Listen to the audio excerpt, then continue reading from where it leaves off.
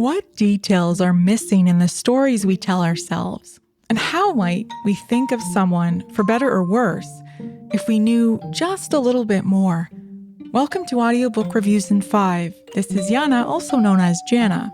And in today's episode, I'm reviewing The Glass Hotel by Emily St. John Mandel, read by Dylan Moore.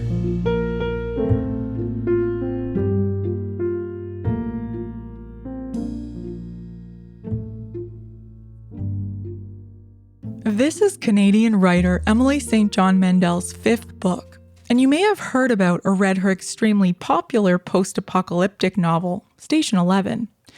The Glass Hotel, in contrast, illustrates the lives of characters ensnared by money, beauty, white-collar crime, ghosts, and moral compromise. Each one is also tied to a massive Ponzi scheme that implodes in New York, dragging countless fortunes with it. On a side note, the Bernie Madoff scandal heavily inspired this story, so some details may resonate with readers. The Glass Hotel is like a literary mosaic of tiny pieces taken from various times, locations, and perspectives. I found this initially disorienting, but when the bigger picture started to emerge, I was hooked. This story had such a grip on me that I woke up in the middle of the night at 3 a.m. and I started listening again. I can't remember the last time I felt such urgency and that I needed to know what happened next. Dylan Moore's narration was perfect for this story. She balances the barest veneer of edginess with a journalistic tone typically found in true crime narratives. She brings the story to life as it moves between a container ship, the skyscrapers of Manhattan, and a luxury hotel in the wilderness of British Columbia. If you've read Station 11, you'll recognize several characters in the Glass Hotel, including Leon Prevant, who runs a shipping company, and Prevant's secretary, Miranda. St. John Mandel explained in a recent interview that she sometimes struggles to let characters go, so she included them in this pre-apocalyptic setting with interesting results. And that brings me to the main reason I love this novel. Judging by the Goodreads reviews, I'm among the minority who prefer The Glass Hotel to Station 11, although both are excellent novels. I didn't find Station 11 believable enough, though, partly because I don't believe for a second that Shakespearean actors would feature highly on a list of post-apocalyptic entertainment. Just consider the early COVID pandemic craze of Tiger King, okay? Now, compared to Station 11, The Glass Hotel was stylistically more challenging and rewarding for me as a listener. The genius of St. John Mandel's storytelling is that it mirrors human comprehension. In each of our lives, as in The Glass Hotel, we're given slivers of characters and events, not necessarily in chronological order.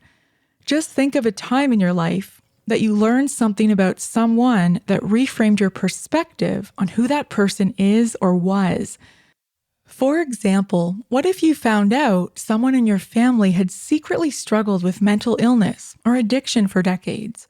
Surely you would see them differently.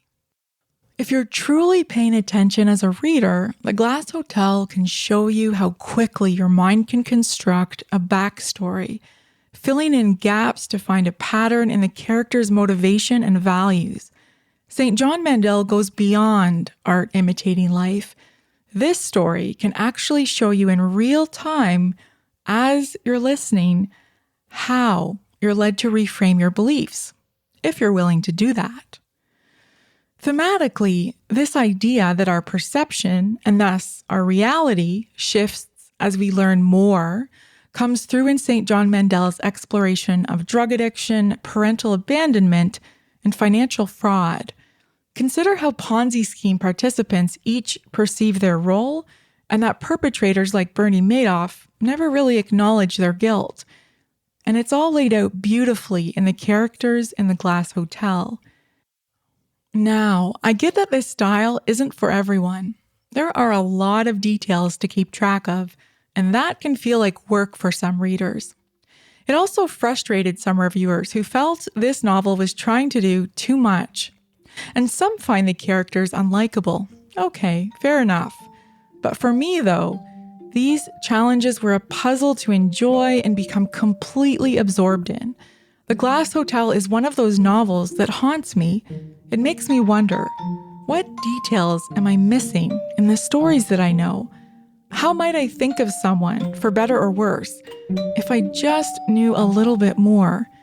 If that sounds like something you're interested in exploring, this story will not disappoint.